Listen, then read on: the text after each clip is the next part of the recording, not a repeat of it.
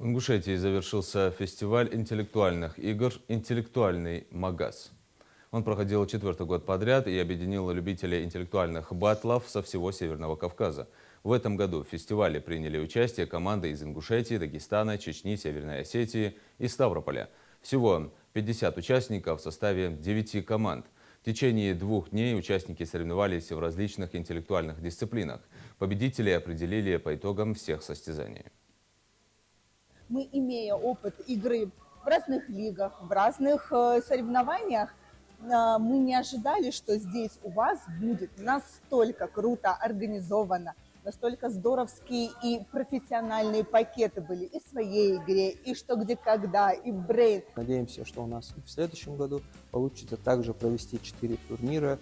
И получается, Северокавказская лига интеллектуальных игр будет реализовываться на территории Ингушетии. Мы к этому идем.